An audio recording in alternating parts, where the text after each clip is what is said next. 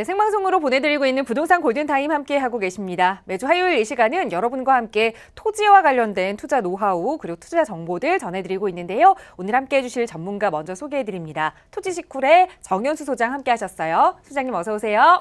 네, 안녕하세요.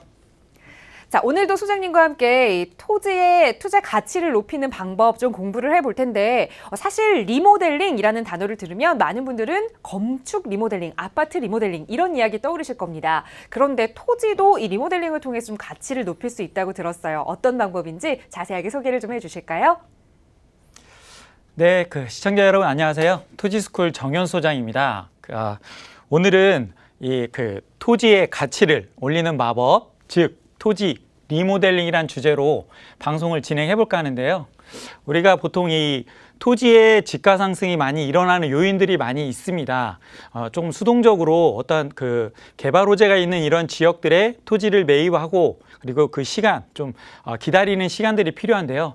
어떻게 보면 수동적인 자세라고 본다면 우리가 실제 가지고 있는 토지를 직접적으로 뭔가 좀 적극적인 어떤 행동 말씀드린 이런 리모델링 이런 방법들을 통해서 토지의 가치를 조금 상승시킬 수 있는 이런 방법들이 있기 때문에요. 한번 살펴보도록 할 텐데요. 가장 많은 분들이 이 토지를 할 때 매매나 그다음에 어떤 지가 상승 이런 부분을 할 때 있어서 이 분할 방법과 합병이라는 방법들을 많이 이용하시는데요. 그것뿐만이 아니라 좀 다양한 이런 방법들이 있다라는 부분을 중점적으로 해서 오늘 말씀을 드리도록 하겠습니다.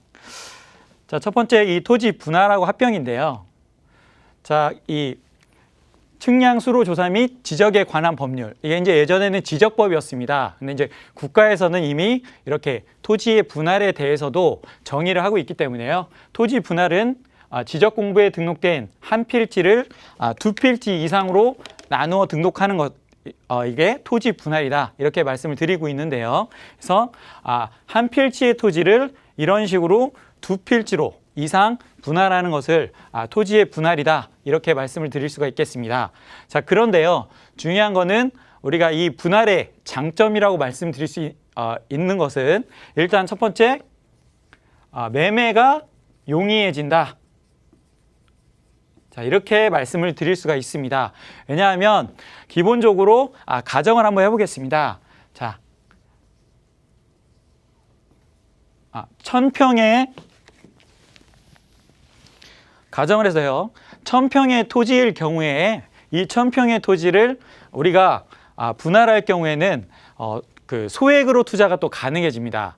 자, 쉽게 말씀드리면 자, 1000평일 경우에 평당 50만 원이다 라고 가정을 한번 해보겠습니다. 그럴 경우에는 이 토지 같은 경우에는 거의 5억에 어떻게 보면 5억이라는 어떤 가격이 형성이 될 겁니다. 근데 중요한 거는 이 5억이라는 토지가 쉽게 한 번에 매매되기가 어렵습니다. 그러다 보니까 이렇게 분할이라는 방법을 통해서 우리가 토지에 분할하는 순간 어떻게 보면 지가가 평수는 작아지지만 토지의 가격이 낮아지기 때문에 소액으로 투자하려는 분들 보통 아무래도 이 1억대 미만 어떻게 보면 여유 자금으로 투자를 하다 보니까요. 우리가 이 토지는 보통 1억대 미만으로 투자하려고 하는 수요들이 많기 때문에 그런 부분으로 인해서 분할을 하게 되면 매매가 훨씬 수월하게 진행이 될 수 있다. 이렇게 말씀드릴 수가 있습니다.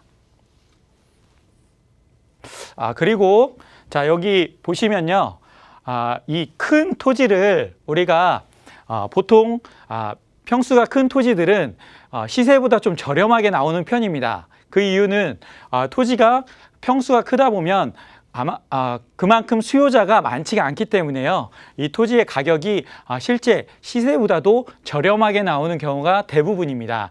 그렇기 때문에 이러한 토지들을 매입을 해서 추후에 매매할 때 이런 식으로 분할을 하게 되면 훨씬 더 분할하는 순간에 이 땅의 가치는 더 올라갈 수가 있습니다. 그래서 지가 상승 또한 기대할 수 있다. 이렇게 좀 말씀드릴 수가 있습니다. 자, 그런데요. 자, 분할을 할 때 좀 조심해야 될 부분이 있습니다. 그러니까 분할을 제가 한번 예를 보여드릴 텐데요.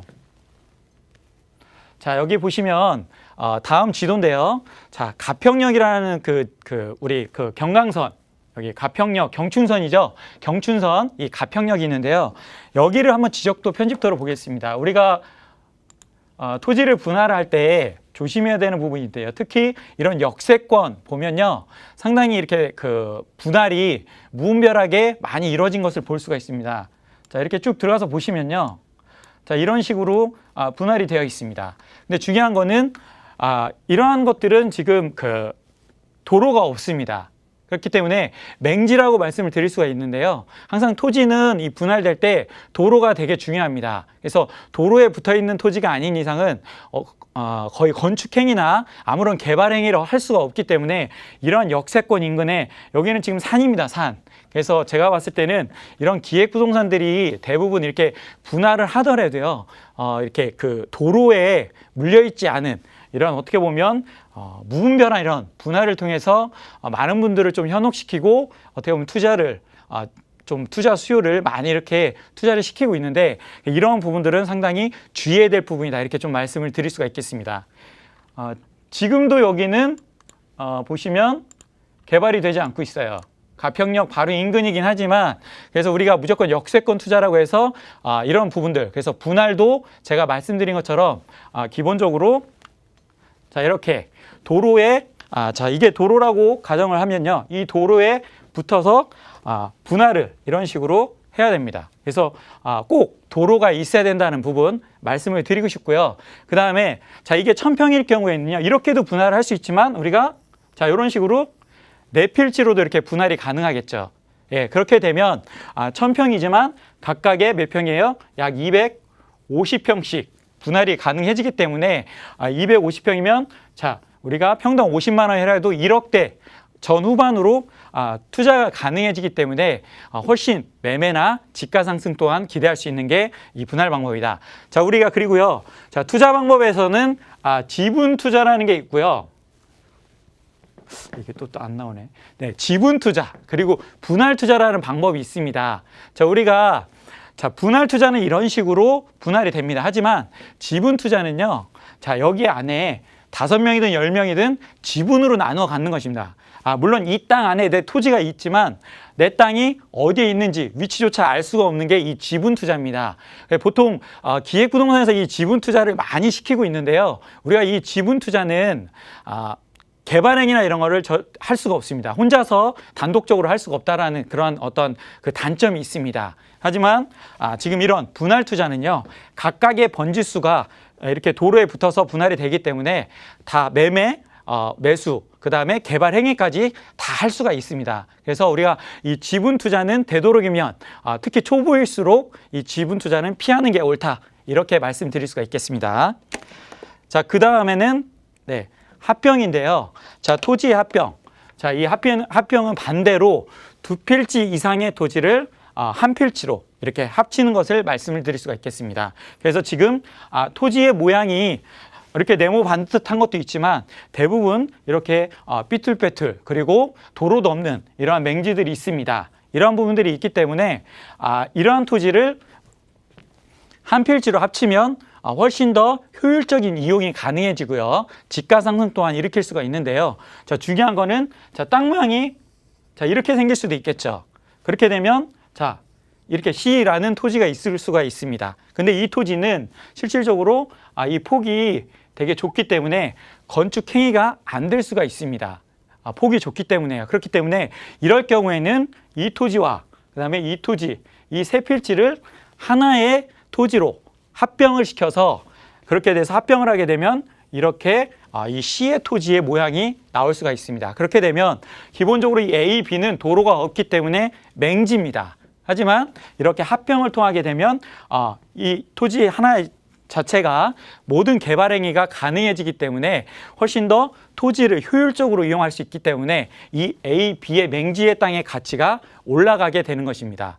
하지만 여기 보시면요, 2필지 이상의 토지를 한 필지로 합하는 거라 나와 있고요. 근데 이 토지의 지번 부여 지역, 그 다음에 지목, 그 다음에 소유자가 서로 다른 경우에는 안 된다고 되어 있습니다. 그렇기 때문에 같아야 된다라는 거죠. 합병의 조건에 의해서 우리가 토지의 지번 부여 지역, 지목, 소유자가 같아야지만 합병이 가능하다는 거, 이런 점들을 기본적으로 알고 계시면 우리가 추후에 이러한 토지들을 봤을 때 추후에 매수할 때 기본적으로 투자할 때 좀 접근하기가 훨씬 수월해질 수 있다. 그리고 이런 걸 통해서 토지의 가치를 상승시킬 수가 있다. 그래서 토지의 분할과 이 합병은 가장 우리가 이 토지 투자를 하는 데 있어서 많이 활용되고 있는 방법이기 때문에요. 이러한 내용들을 조금 더 자세히 한번 들여다볼 필요가 있다. 이렇게 말씀을 드릴 수가 있겠습니다. 자, 그 다음에는 막다른 도로인데요.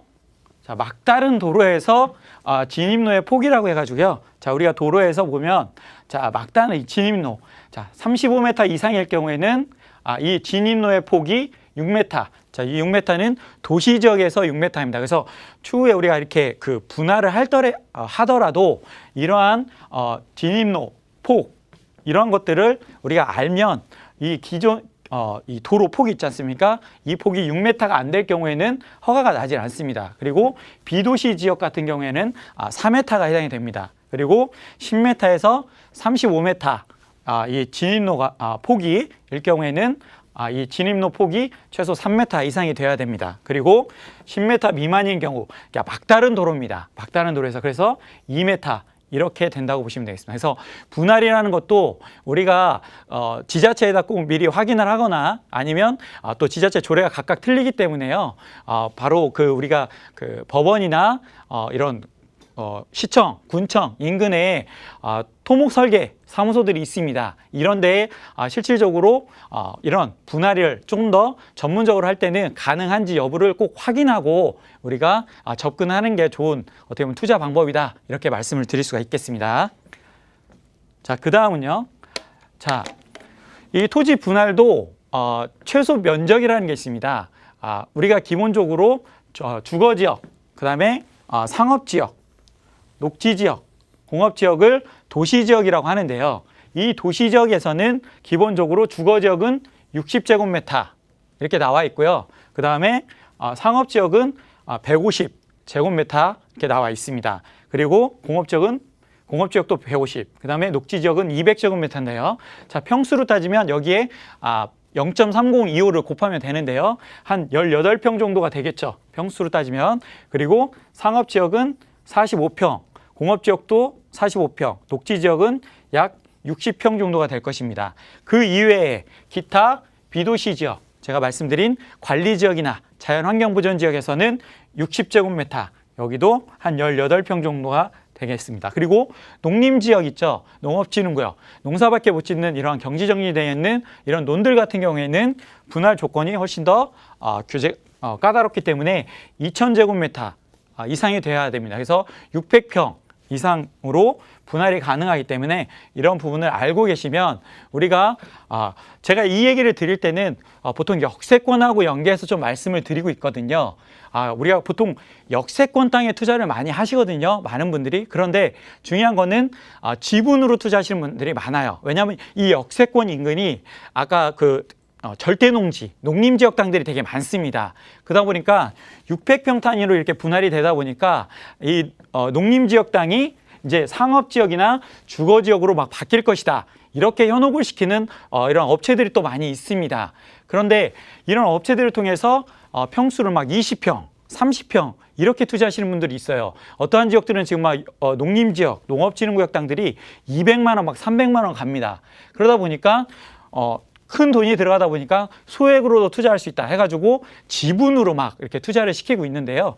그래도 실질적으로 기본적으로 20평, 30평을 투자한다 하더라도 추후에 주거지역, 상업지역으로 바뀐다고 해도요. 우리가 30평을 투자했을 경우에는 최소 주거지역 이상은 50% 이상 감보율을 적용을 이런 것들을 받기 때문에요.